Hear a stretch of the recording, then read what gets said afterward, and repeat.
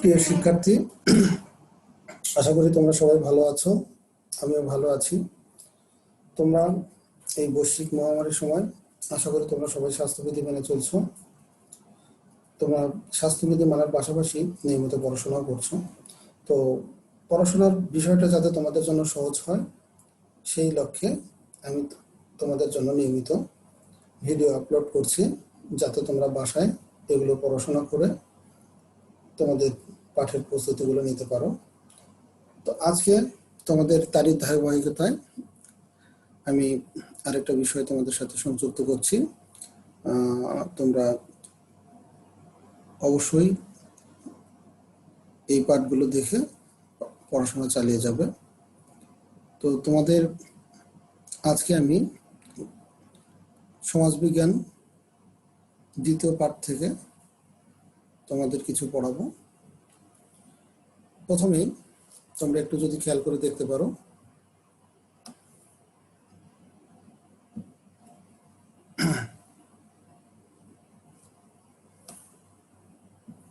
আমরা পাঠের বিষয়ে প্রবেশ করছি। পড়াশোনার শুরুতেই তোমাদেরকে সবাইকে শুভেচ্ছা জানাচ্ছি। পাশাপাশি আমি আমার শিক্ষক পরিচিতি যেটা দিয়ে দিচ্ছি। তোমরা সবাই চেনো, আমি টিএম আফেল মাহমুদ, প্রভাষক সমাজবিজ্ঞান, Bogura OMC public school and college. পাশাপাশি আমি আমার মোবাইল নাম্বারটাও তোমাদের সাথে অ্যাড করে দিচ্ছি। কোনো প্রয়োজন হলে তোমরা এই নাম্বারে যোগাযোগ করতে পারো, সাথে আমার মেল নাম্বারটাও দিয়ে দেওয়া আছে। তো এখন আমরা বিষয়ে প্রবেশ করছি। আমরা যে পাঠটা আজকে পড়াবো সেটা হচ্ছে সমাজবিজ্ঞান দ্বিতীয় অধ্যায়, দ্বিতীয় পাঠ, দ্বাদশ শ্রেণীর জন্য অধ্যায় 7। আমরা এক পাঠ থেকে পড়াচ্ছি। তো প্রথমে তোমাদের জন্য একটা ছবি দেওয়া আছে, ছবিটা একটু খেয়াল করো। ছবি থেকেই আমাদের পাঠের বিষয়টা বের করার চেষ্টা করব।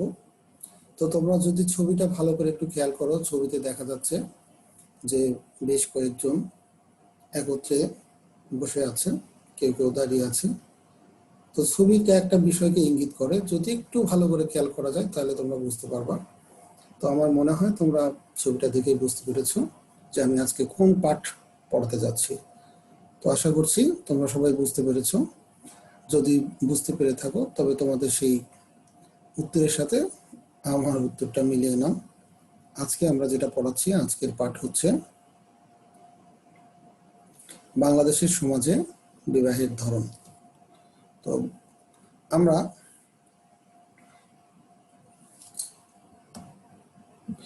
এই বিষয়টা খুব সহজেই আমাদের দেশে কত রকমের বিবাহ রয়েছে এটা সম্পর্কে আলোচনা করতে পারবো। তো দেখি, প্রথমত আমরা আরো কিছু জিনিস জানবো। এই পাঠে আমরা কি কি জিনিস জানতে পারবো, তার মধ্যে প্রথমে রয়েছে আমরা বিবাহ সম্পর্কে জানতে পারবো, তারপর বাংলাদেশের বিবাহের ধরন চিহ্নিত করতে পারবো, আর সেই সাথে হচ্ছে বাংলাদেশের বিবাহের ধরন বিশ্লেষণ করতে পারবো। তো ঠিক আছে, দেখা যাক তোমরা এটাতে কতটুকু শিখতে পারো।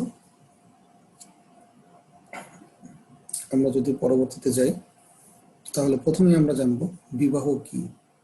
তো বিবাহ সম্পর্কে জানতে হলে আমাদের প্রথমত যেটা জানতে হবে সেটা হচ্ছে এই বিষয়ে যারা সংজ্ঞা দিয়েছেন তাদের মধ্যে উল্লেখযোগ্য একজন ব্যক্তি হচ্ছেন ওয়েস্টারমার্ক। ওয়েস্টারমার্ক তার সংজ্ঞায় বলেছেন, বিবাহ হচ্ছে প্রাপ্তবয়স্ক একজন নারী ও পুরুষের মধ্যে এমন এক স্থায়ী সম্পর্ক যা কেবল সন্তান জন্মদান পর্যন্তই স্থায়ী হয় না, এরপরেও কিছুকাল থাকে। আমরা যদি বিষয়টা ভালো করে বুঝতে পারি তাহলে বিষয়টা আমরা একটু গবেষণা করে নিয়ে সেইটা সম্পর্কে আমরা পরবর্তীতে আমরা আনসার লেখার চেষ্টা করব। ধরো তোমাদের একটা একক কাজ যদি দেওয়া যায়, কাজটা হচ্ছে ওয়েস্টারমার্কের অর্থাৎ সমাজবিজ্ঞান ওয়েস্টারমার্কের বিবাহের সংজ্ঞাটি তোমরা লিখবে। তোমরা খাতায় নিজেদের মতো করে সুন্দর করে লিখবা। লেখার পরে আমার উত্তরের সাথে তোমার উত্তরগুলো মিলাই দেখবা কতটুকু সঠিক হয়েছে। যদি কোনো জায়গায় বুঝতে অসুবিধা হয় সেটুকু মিলিয়ে নিয়ে তারপরে পরবর্তীতে তোমরা আগাবা। যাই হোক, আমরা বাংলাদেশের বিবাহের প্রকারভেদ সম্পর্কে এখন জানবো যে বাংলাদেশে কত ধরনের বিবাহ রয়েছে। তো প্রথমে আমরা কিছু ছবি দেখি এবং ছবি দেখেই ধরনগুলো আইডেন্টিফাই করার চেষ্টা করি। দেখা যাক কি কি ছবি আছে। প্রথম ছবিতে আমরা দেখতে পাচ্ছি যেখানে একজন প্রাপ্তবয়স্ক পুরুষ ও নারী পরস্পর বিবাহ বন্ধনে আবদ্ধ হয়েছে। আমরা যদি আরো একটা ছবি দেখি, মুসলিম পরিবারের দুজন নারী, অর্থাৎ একজন নারী ও একজন পুরুষ পরস্পর বিবাহ বন্ধনে আবদ্ধ হয়েছে। আমরা আরো একটু ছবি দেখব, এখানেও দেখা যাচ্ছে যে একজন নারী এবং একজন পুরুষের মধ্যে বিয়ে হচ্ছে, এখানেও একই রকম দেখা যাচ্ছে। সুতরাং আমরা যে চারটা ছবি দেখলাম, এই চারটা ছবি আমাদের এক ধরনের বিবাহকে ইঙ্গিত করছে। যদি তোমরা এই বিষয়টা একটু আঁচ করতে পারো, তাহলে তোমরা এই বিষয়টা নিয়ে একটু বলতে পারো যে আমরা এই ধরনের বিবাহকে কি বিবাহ বলতে পারি। একটু ভেবে বলো। আশা করছি তোমরা চিন্তা ভাবনা করে একটা বিষয় অবতীর্ণ হয়েছ। এটা হলো একক বিবাহ। এই বিবাহের নাম হচ্ছে একক বিবাহ।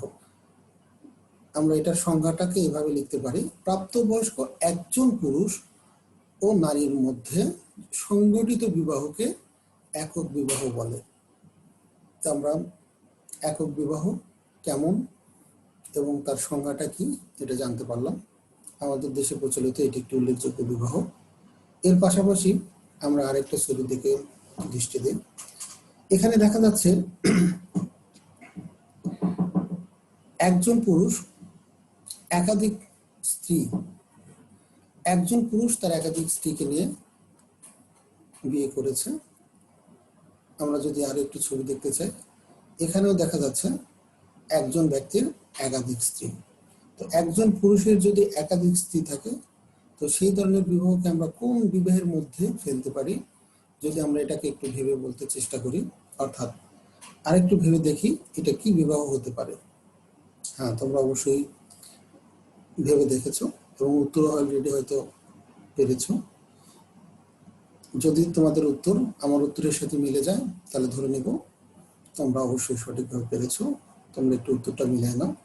এই বিবাহটার নাম হচ্ছে বহু স্ত্রী বিবাহ। বাংলাদেশে এই বিবাহটা প্রচলিত আছে।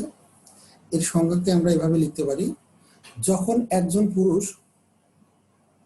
পুরুষ যখন দুই বা ততোধিক নারীকে বিবাহ করে তাকে বহু স্ত্রী বিবাহ বলে। অর্থাৎ দুইয়ের অধিক স্ত্রী বিবাহ করাকেই বহু স্ত্রী বিবাহ বলে। তো আশা করছি তোমরা এটা বুঝতে পেরেছো। বাংলাদেশের গ্রামীণ সমাজে সাধারণত এই ধরনের বিবাহ বেশি প্রচলিত রয়েছিল, এখনো বিভিন্ন জায়গায় দেখা যায়। আমরা আরেকটা বিয়ের দিকে একবার খেয়াল করব। এখানে দেখা যাচ্ছে যে নানা আয়োজনের মধ্য দিয়ে অনেক সংবর্ধনা দিয়ে একটা বিয়ে অনুষ্ঠান পালিত হচ্ছে। তো এই বিবাহটার আরেকটা যদি ছবি আমরা খেয়াল করি, এখানেও দেখতে পাচ্ছি যে পাত্র পাত্রী এবং তাদের অভিভাবকদের উপস্থিতিতে একটা বিয়ে সম্পন্ন হচ্ছে। তো যেহেতু এখানে উভয় পক্ষের পাত্র পাত্রীর সাথে তাদের আত্মীয় স্বজন সকলের সম্মিলিত প্রয়াসের মাধ্যমে বিয়েটা সংঘটিত হচ্ছে, তবে এটাকে আমরা বাংলাদেশের সাপেক্ষে কোন ধরনের বিয়ে বলতে পারি যদি আবার একটু চিন্তা করো। এই ধরনের বিবাহকে আমরা আসলে কি বিবাহ বলতে পারি, একটু ভাবলেই তোমরা বলতে পারবা। সম্ভবত তোমরা উত্তর বুঝতে পেরেছো। আর যদি কোনো প্রবলেম হয় তবে আমার উত্তরের সাথে আবার মিলিয়ে দেখতে পারো। আমরা এই ধরনের বিবাহকে বলতে পারি বন্দোবস্ত বিবাহ বা অ্যারেঞ্জ ম্যারেজ। অর্থাৎ এক্ষেত্রে বাবা মা বা তাদের আত্মীয় স্বজন ঘটকের মাধ্যমে সকলের সাথে সম্মিলন করে তারা এই বিয়ের আয়োজন করে থাকে। তাই এই বিয়েটাকে বলা হয় বন্দোবস্ত বিবাহ। আমরা যদি এটাকে সংজ্ঞায়িত করতে চাই তাহলে বলবো যে বিবাহে বর কনের পরিবার দ্বারা আয়োজিত হয় তাকে বন্দোবস্ত বিবাহ বলে। আশা করি তোমরা সবাই বুঝতে পেরেছো। আমরা এবার পরের স্টেপে যেতে পারি। এখানে দেখা যাচ্ছে যে একজন নারী ও একজন পুরুষ পরস্পর একে অপরকে চেনা জানার চেষ্টা করছে, পাশাপাশি তাদের মধ্যে একটা সম্পর্ক তৈরি হয়ে গেছে, যে সম্পর্কটা বাংলাদেশে বহুলভাবে প্রচলিত। আমরা যদি বিষয়টাকে আরেকটু ক্লিয়ার করতে চাই, আমরা এর পরবর্তীতে যদি একটু চিন্তা ভাবনা করি যে আসলে এই বিয়েটা কোন ধরনের বিয়ের মধ্যে পড়ে। তোমরা অলরেডি ছবিতেই অনেকটা ক্লিয়ার হয়ে গেছো, পাশাপাশি ভিডিওটা দেখার পরে আর মনে হয় কোনো কিছু বুঝতে বাকি নাই। তো তারপরে যদি কোনো কনফিউশন থাকে মিলে নিতে পারো। আমাদের এই ধরনের বিবাহকে বলা হয় রোমান্টিক বিবাহ বা লাভ ম্যারেজ। আমাদের বাংলাদেশে এই ধরনের বিবাহ প্রচলিত রয়েছে। আমরা এটাকে সংজ্ঞায়িত করতে পারি এভাবে: যখন পাত্র পাত্রী নিজেদের পছন্দের বিবাহ করে, অর্থাৎ নিজেদের পছন্দ মতো বিয়ে করতে পারে, তখন তাকে রোমান্টিক বিবাহ বলে। আমরা পরের দিকে নজর দেই। এখানে আমরা দেখতে পাচ্ছি যে এখানে একটা বিয়ে হচ্ছে, যেখানে অভিভাবক এবং পাত্রপাত্রীদেরকে তাদের বিভিন্ন রকম ঠাকুর পুরোহিত ইত্যাদি দ্বারা বিয়েটা পড়ানো হচ্ছে। সাধারণত এটা হিন্দু সমাজে হয়ে থাকে। যেহেতু তাদের মানে একই গোত্রের মধ্যে, তাই পাত্রপাত্রীর পছন্দ এবং অভিভাবকদের পছন্দ এখানে সহমত প্রকাশ করে। তাই সকলের সম্মিলিত প্রচেষ্টায় এই বিবাহ সংগঠিত হয়। এই কারণে এই ধরনের বিবাহকে আসলে আমরা কি ধরনের বিবাহ বলি? যদি এটা সমগোত্র অর্থাৎ একই গোত্রের মধ্যে হয় তবেই পাত্রপাত্রীর পক্ষে অভিভাবকরা রাজি থাকেন। সাধারণত হিন্দু সমাজে এটা বেশি হয়ে থাকে। আমি যে ইঙ্গিত দিয়েছি তাতে যদি তোমরা একটু চিন্তা করতে পারো তাহলে তোমরা অবশ্যই বলতে পারবে। আশা করছি তোমরা এটা বুঝতে পেরেছো। বাংলাদেশে এই ধরনের বিবাহ রয়েছে, এই বিবাহের নাম হচ্ছে অন্তর্বিবাহ। তো আমরা এই বিবাহকে কিভাবে সংজ্ঞায়িত করতে পারি? আপন বা নিজ গোষ্ঠী, শ্রেণী বা গোত্রের মধ্যে বিবাহকে অন্তর্বিবাহ বলে। অর্থাৎ নিজ গোষ্ঠী বা শ্রেণী বা গোত্রের মধ্যে যদি বিবাহ হয়, এই ধরনের বিবাহকে বলা হয় অন্তর্বিবাহ। ঠিক একই রকম করে আমরা পরের ছবিটা যদি একটু খেয়াল করি, এখানে দেখা যাচ্ছে যে পাত্রপাত্রী নিজেরাই তাদের পছন্দ মতো বিয়ে করেছে এবং এতে অভিভাবকদের তেমন সম্মতি থাকে না। এই ধরনের বিবাহতে আমরা খেয়াল করে দেখি সাধারণত এরা গোত্রের বাইরে গিয়ে বিয়ে করে থাকে। আর যখন এরা মানে নিজ গোত্রের বাইরে বিয়ে করে, সেই ধরনের বিবাহকে আমরা আসলে কি বিবাহ বলতে পারি? যদি একটু বুঝতে পারো তাহলে তোমরা অবশ্যই চিন্তা ভাবনা করে ফেলেছো কি হতে পারে, একটু ভেবে বলো, অবশ্যই বলতে পারবে। এই ধরনের বিবাহকে আমরা সাধারণত বলে থাকি বহির্বিবাহ। অর্থাৎ বাইরের গোত্রের সাথে যদি কোনো বিবাহ হয় সেটাকে বহির্বিবাহ বলা হবে। এটাকে আমরা সংজ্ঞায়িত করবো আপন বা নিজ গোষ্ঠী বা গোত্রের বাইরে বিবাহ করাকে বহির্বিবাহ বলে। আমরা এবার পরবর্তী স্টেপে অগ্রসর হতে পারি। দেখতে পাচ্ছি যেখানে একজন নারী, সে মানে বিমর্ষ, অর্থাৎ এখানে পরিবারের সকল সদস্য তাদেরকে নিয়ে চিন্তিত। এই ধরনের নারী সাধারণত স্বামী মারা গেলে তাদের এই অবস্থা হয়ে থাকে। এদের কোলে কখনো কখনো ফুটফুটে বাচ্চা থাকে, এটা ছোট থাকতে পারে বড় থাকতে পারে, কিন্তু স্বামী মারা যাওয়ার পরে তাদের এই সন্তান নিয়ে তারা একটা গভীর চিন্তায় পড়ে যান। এই ধরনের বিবাহকে আমরা নতুন আরেকটা বিবাহের মাত্রা দিই। অর্থাৎ এই ধরনের কোনো ক্ষেত্রে যদি স্বামী মারা যায়, সাধারণত তাদের দুটো দিক খেয়াল করা হয়। একটা হলো সন্তানের সুরক্ষার দায়িত্ব এবং অপর দিক থেকে হচ্ছে যে পরিবারের সম্পত্তি যাতে বন্টন না হয়, অর্থাৎ সম্পত্তির পরিমাণ কমে গেলে সেই সম্পত্তিটাকে ধরে রাখার জন্য, অর্থাৎ কোনো ভাই যদি মারা যায় এবং সেই নারীর যদি অন্য কোথাও বিয়ে হয়, তাহলে সেক্ষেত্রে ওই পরিবারের সম্পত্তির পরিমাণ কমে যায়। তাই পরিবারের সম্পত্তি এবং সন্তানের সুরক্ষার স্বার্থে, অর্থাৎ সন্তান যেন উপযুক্ত ভালোবাসা পায় এবং পরিবারের সম্পত্তির কোনো সমস্যা না হয়, দুটো দিক বিবেচনা করে এক ধরনের বিবাহ বাংলাদেশে প্রচলিত রয়েছে। আমরা এটাকে কিভাবে বলতে পারি? আশা করছি তোমরা হয়তো বুঝতে পেরেছ। এই ধরনের বিবাহকে আমরা সাধারণত বলে থাকি, তোমরা হয়তো উত্তরটা রেডি করে নিয়েছো, লেভিরেট বিবাহ। অর্থাৎ আমরা এটাকে এভাবে সংজ্ঞা করতে পারি যে কোনো পুরুষের সাথে তার মৃত ভাইয়ের স্ত্রী, বিধবা স্ত্রীর বিবাহ দেওয়াকে দেবর বিবাহ বা লেভিরেট বিবাহ বলা হয়। অর্থাৎ ভাবির সাথে যদি দেবরের কোনো বিবাহ হয়, এই ধরনের বিবাহকে লেভিরেট বিবাহ বলা হয়। লেভিরেট বিবাহ হলে সাধারণত একই সাথে যেমন সন্তানরা তার পিতৃ আদর পেয়ে থাকে, ঠিক একই রকম করে তাদের পরিবারের সম্পত্তিরও সুরক্ষা হয়। তো আমরা বাংলাদেশে এই ধরনের বিবাহ দেখে থাকি। এই বিয়ের পাশাপাশি আমরা আরেকটা জিনিস এখানে আলোচনা করতে পারি, সেখানে হচ্ছে শালী এবং দুলাভাই একটা মানে মধুর সম্পর্ক থাকে। অনেক সময় আমরা শালী এবং দুলাভাইয়ের সাথে অনেক বিভিন্ন টাইপের কথা বলতে দেখি, কিন্তু এই সম্পর্কটাই কখনো কখনো বিয়েতে গড়ায় যদি কখনো কোনো মানুষের স্ত্রী মারা যায়। স্ত্রী মারা যাওয়ার পরে সেই সন্তানের লালন পালনের দায়িত্ব অন্য কোনো মানুষের কাছে দিলে সাধারণত তারা সৎমা হয়ে যায়, এবং সৎমার সাথে সন্তানের ভরণ পোষণ এবং তাদের দেখাশোনার দায়িত্ব ভালোভাবে সাধারণত থাকে না। তাই বেশিরভাগ সময়ে কিছু কিছু ক্ষেত্রে বাংলাদেশে দেখা যায় যে শালীর সাথে মৃত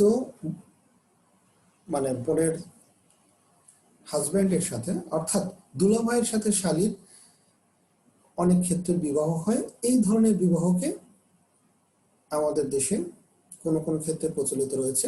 এই বিবাহকে কি বিবাহ বলা যেতে পারে? আমরা নিশ্চয় আন্দাজ করতে পারছি। যারা আন্দাজ করতে পারছো তারা একটু ভেবে বলো এই ধরনের বিবাহ কি বিবাহ হতে পারে। আমি উত্তরটা বলে দিচ্ছি। উত্তরটা হলো সরোগেট বিবাহ।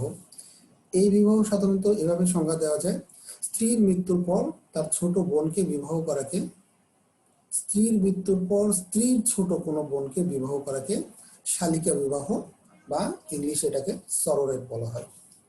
আমরা এবার আরো একটু অগ্রসর হতে পারি। এখানে দেখা যাচ্ছে যে একজন নারী এবং একজন পুরুষের মধ্যে বিয়ে হচ্ছে, এদের মধ্যে আবার এক ধরনের সম্পর্ক রয়েছে। সেই সম্পর্কটা কি কি দিক থেকে সম্পর্ক হতে পারে? মায়ের দিক থেকে যদি দেখা যায় তাহলে খালাতো বোন অথবা খালাতো ভাই, খালাতো বোন অথবা খালাতো ভাই। অপর দিক থেকে বাবার দিক থেকে যদি হয় তাহলে চাচাতো বোন বা চাচাতো ভাই। মায়ের দিক থেকে খালাতো বোন বা খালাতো ভাই এবং বাবার দিক থেকে চাচাতো বোন বা চাচাতো ভাই, এদের মধ্যে যদি কোনো বিয়ে হয় তাহলে পরে এই ধরনের বিবাহকে বলা হয় কি বিবাহ বলা যেতে পারে? আমরা একটু ভেবে দেখি। আশা করছি তোমরা এটা বুঝতে পেরেছো। এই ধরনের যদি বিবাহ হয়, অর্থাৎ বাবা বংশে, অর্থাৎ বাবার দিক থেকে চাচাতো ভাই অথবা বোন, আর মার দিক থেকে খালাতো ভাই অথবা বোন, যদি এদের মধ্যে কারোর সাথে বিয়ে হয় তাহলে এই ধরনের বিবাহকে আমরা প্যারালাল কাজিন বিবাহ বলি। যদি আমরা এটাকে বলি চাচাতো বা খালাতো ভাই বোনের মধ্যে সংঘটিত বিবাহকে প্যারালাল কাজিন বিবাহ বলা হয়। আমরা নেক্সট পরের আরেকটা স্টেপ দেখতে পারি। এখানে যদি আমরা আবার দেখতে পাচ্ছি যে এখানে ওই বিবাহই, অর্থাৎ চাচাতো মামাতো খালাতো ফুফাতো এদের মধ্যেই বিয়ে হবে, বাট বিয়েটা এখানে একটু ভিন্ন রকম।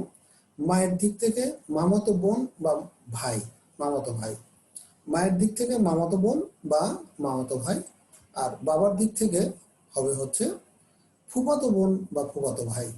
আমাদের একটা জিনিস খেয়াল করতে হবে, আগের দিকে যেমন ছিল মা মেয়ে মানুষ, কিন্তু বিয়ে হচ্ছে মামাতো বোন, অর্থাৎ মামা কিন্তু এখানে ছেলে, উল্টা হচ্ছে। আবার বাবা ছেলে, বাট বিয়ে হচ্ছে ফুফাতো বোন, অর্থাৎ ফুফু এখানে মেয়ে। যদি এরকম উল্টো টাইপের কোনো বিয়ে হয় তাহলে পরে দেখা যাবে উভয়ই কিন্তু মামাতো বা ফুফাতো ভাই বোন, বাট এদের মধ্যে যদি কোনো বিয়ে হয় তাহলে এই ধরনের বিবাহকে আমরা বলবো ক্রস কাজিন বিবাহ। এটাকে আমরা এভাবে সংজ্ঞায়িত করতে পারি, মামাতো বা ফুফাতো ভাই বোনের মধ্যকার বিবাহকে ক্রস কাজিন বিবাহ বলে।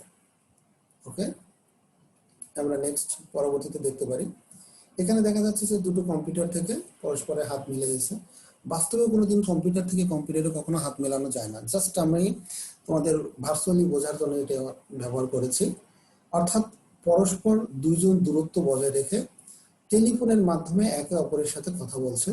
আসলে বিষয়টা কি কথা বলছে না অন্যভাবে বলছে?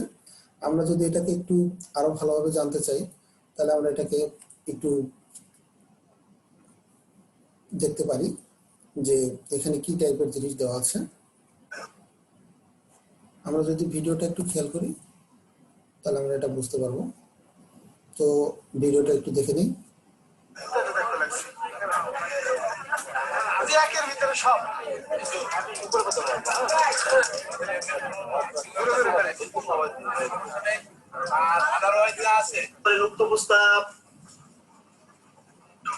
আমি কবুল করিলাম। তোমরা সবাই মিলে আমি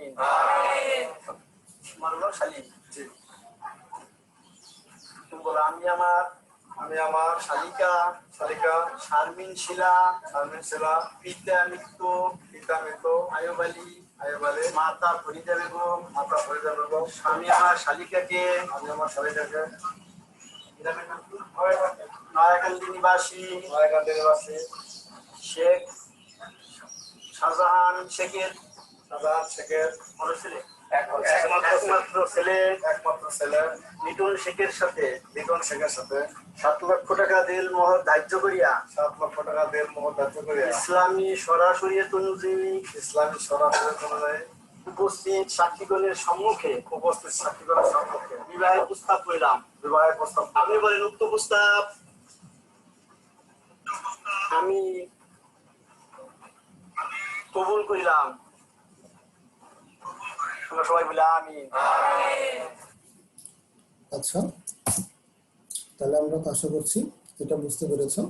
এখানে আসলে কোন বিয়ের ইঙ্গিত দেওয়া হয়েছে। এখানে মোবাইল ব্যবহার করে দূরবর্তী কারোর সাথে একটা বিয়ের ব্যাপারটা সম্পন্ন করা হয়েছে। যদি আমরা একটু চিন্তা করি তাহলে আমরা মনে হয় এটা বুঝতে পারবো। নিঃসন্দেহে তোমরা এটা সবাই বলতে পারবে এটা হচ্ছে টেলিফোন বিবাহ।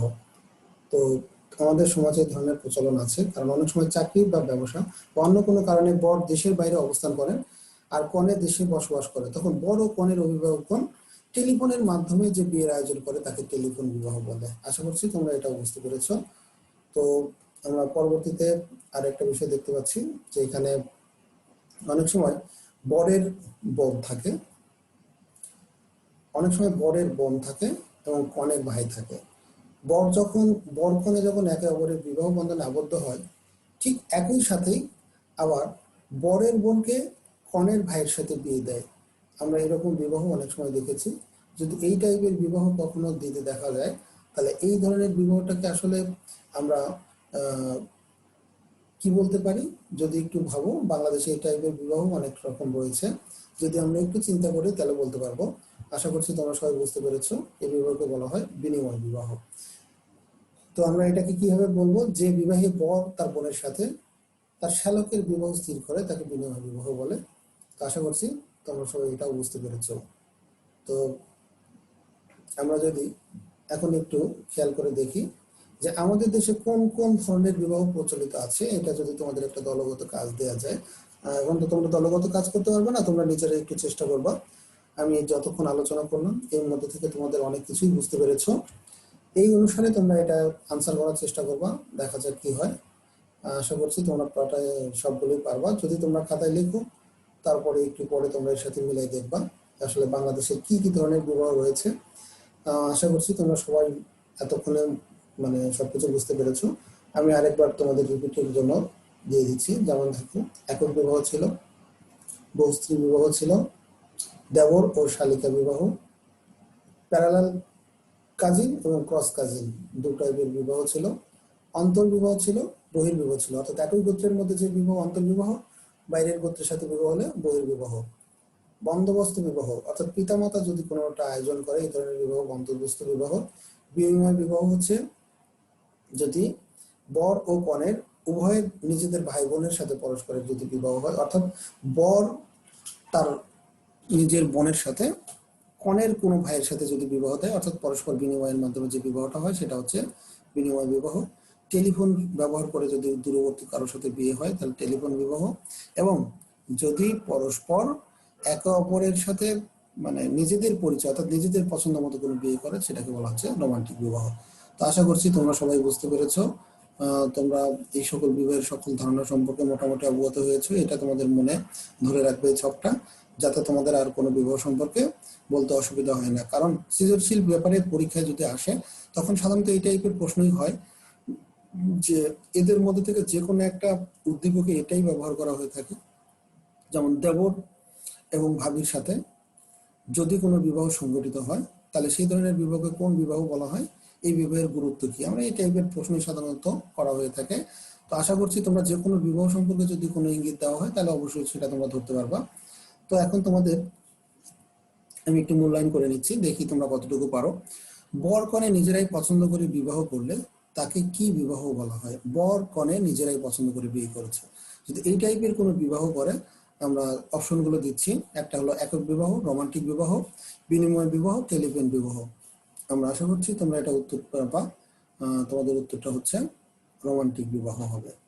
নেক্সট কোশ্চেন, নিজ গোত্রের মধ্যকার বিবাহকে কি বিবাহ বলে? যদি একই গোত্রের মধ্যে কোনো বিবাহ সংঘটিত হয় তাহলে এই ধরনের বিবাহকে আমরা কি বিবাহ বলতে পারি? আমি অপশনগুলো দিচ্ছি, বন্দোবস্ত বিবাহ, বহির্বিবাহ, অন্তর্বিবাহ, প্যারালাল বিবাহ। যেহেতু নিজ গোত্রের মধ্যে বলছে, আশা করছি তোমরা এটার উত্তর পারবা। তারপরে আমি উত্তরটা দিয়ে দিচ্ছি, বন্দোবস্ত বিবাহ। নেক্সট কোশ্চেন, সাধারণত ঘটকের মাধ্যমে, অর্থাৎ ঘটকের মাধ্যমে যদি পারিবারিকভাবে কোনো বিবাহ সংঘটিত হয় তাহলে এই ধরনের বিবাহকে কি বলা হয়? একটা হলো দেব বিবাহ, শালিকা বিবাহ, ক্রস কাজিন বিবাহ, বন্দোবস্ত বিবাহ। এটা উত্তর সম্ভবত তোমরা পারবা। এটা উত্তর হবে হচ্ছে বন্দোবস্ত বিবাহ। আসলে আমাদের অপশনটা একটু সরে গেছে, বন্দোবস্ত বিবাহ হবে। তো আশা করছি তোমরা সবাই বিষয়টা বুঝতে পেরেছ। তো এই হলো তোমাদের আজকের এই বিষয়। তোমাদের যদি বাড়ির জন্য কোনো কাজ দেওয়া যায় তাহলে সেটা তোমরা নিশ্চয়ই নিজের মতো করে রাখতে পারবে। প্রতিটি সমাজে আইনগত ও সামাজিক দৃষ্টিকোণ হতে স্বীকৃত বিভিন্ন বিবাহ রীতি প্রচলন রয়েছে। বাংলাদেশের বর্তমান প্রচলিত বিবাহের ধরনের আলোকে উক্তিটি মূল্যায়ন করো। আশা করছি তোমরা, আমরা এতক্ষণ যে আলোচনা করলাম এই আলোচনার সাপেক্ষে সুন্দর করে এটাকে লিখতে পারবা। তো এভাবে তোমরা আর একটু প্রয়োজন হলে পাঠটা দেখে নিবা এবং দেখে নিয়ে সেই অনুসারে তোমরা পড়ার চেষ্টা করবা। তোমরা সবাই বিষয়গুলোকে গুরুত্ব সহকারে দেখার চেষ্টা করো। এখান থেকে খুব সহজেই এবং আমাদের চেনা জানার মধ্যে থেকে প্রশ্নগুলো হয়, যার কারণে আমাদের উত্তরগুলো খুব সহজেই করতে পারি। কারণ আমাদের চোখের সামনে দেখা এবং ঘটে যাওয়া এই ধরনের বিবাহের ধরন থেকেই যে কোনো একটি বিয়ে সম্পর্কে যদি পরীক্ষাতে আসে তাহলে আমরা তো অবশ্যই সেটা লিখতে পারবো। তো বিষয়টা যেহেতু খুবই সহজ এবং তাই আমরা চাবো তোমরা এর মধ্যে থেকে ভালো করে পড়ে সেই অনুসারে তোমরা আনসার করো। এখান থেকে ভালো আনসার নাম্বারও পাওয়া যায় এবং সেই অনুসারে তোমরা ভালো কোর্সে করতে পারবা। তো সবাইকে ধন্যবাদ জানিয়ে আমি আজকের জন্য ক্লাস এখানে শেষ করছি। সবাই ভালো থাকবে, সুস্থ থাকবে এবং সেই অনুসারে তোমরা তোমাদের কাজ চালিয়ে যাবে। সবাই ভালো থাকো, সুস্থ থাকো। আল্লাহ হাফেজ।